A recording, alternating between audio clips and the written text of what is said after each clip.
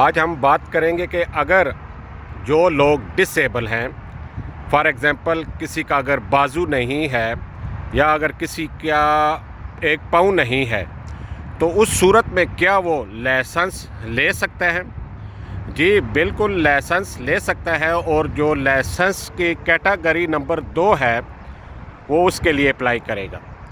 Licence کی جو category 2 ہے وہ صرف اور صرف ڈس ایبل پرسن کے لیے ہے، خاص طور پہ جو لوگ ہاتھ سے یا پاؤں سے معذور ہیں۔ اور 2 نمبر لائسنس کی جو گاڑی ہوتی ہے وہ آٹومیٹک ہوتی ہے۔ آٹومیٹک اسی لیے رکھی ہوتی ہے تاکہ انہیں ڈرائیو کرنے میں آسانی رہے۔